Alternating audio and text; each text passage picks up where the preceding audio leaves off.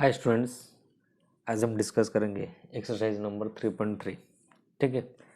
यहाँ पर मैंने सारा का सारा क्वेश्चन का आंसर नहीं दिया है, क्योंकि मैं सोचता हूँ कि आप खुद करो, और मुझे उम्मीद है कि आप बहुत सारे क्वेश्चन आप खुद से कर लोगे। ठीक है, क्योंकि यहाँ पर जो ने बहुत सारी नंबर का जो एनालिसिस पहले नंबर में किया है, वही सारे नंबर को आप बार बार दिया है, तो मैं सिर्फ समझा दूंगा क्वेश्चन को, आप कर लेना, हो जाएगा। अगर नहीं होगा तो मुझे कमेंट सेक्शन में बताओ।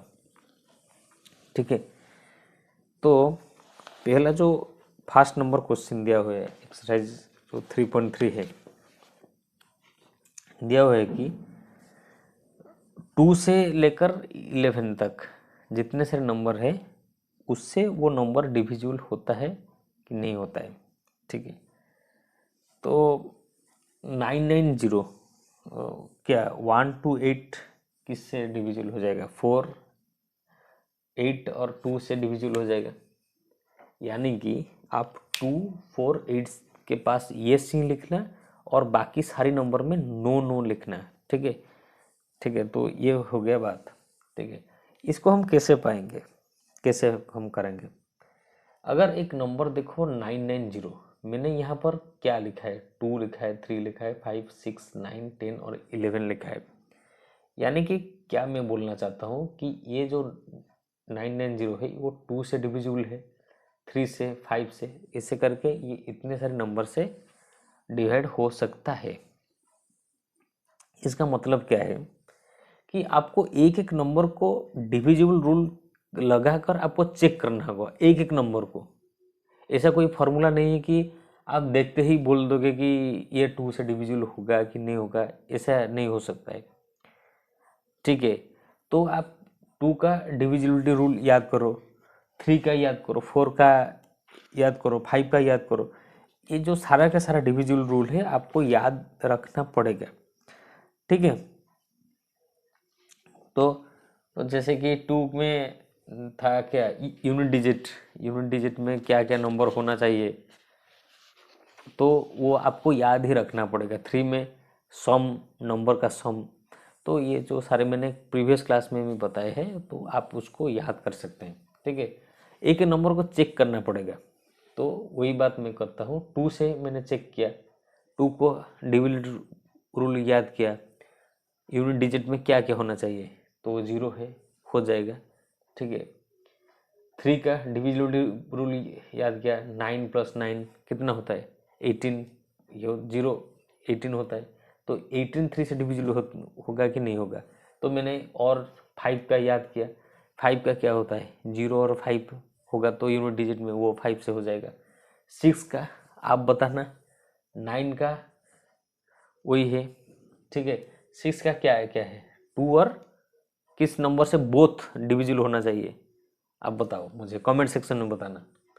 9 का वही एडिशन, 10 का आप बताओ, 11 का भी आप बताओ। 11 का थोड़ा कॉम्प्लिकेटेड नहीं, कॉम्प्लिकेटेड नहीं है, क्या है कि 11 का ऑड और इवन, ऑड को ऐड करो और इवन को भी ऐड करो। ठीक है, ठीक है, तो उसके बाद माइनस करो। ठीक है, तो वो होता है 11 का। तो ऐसे करके मैंने सारा का सारा नंबर जो जो 2 से किया, 3 से किया, 4 से किया, 5 से किया, 6 से किया, 7, 8, 9, 10, 11 सारी नंबर से डिविजिबल का रूल अप्लाई करके मैंने चेक किया। जिस जिस नंबर से ये डिवाइड होता है, मैंने वही वही नंबर को यस लिखा और बाकी सारे नंबर को नो लिख दिया।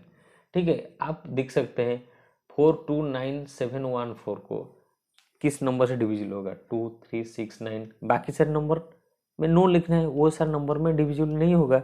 ठीक है, तो वही 2 नंबर, 3 नंबर और 4 नंबर, वही सारे नंबर है।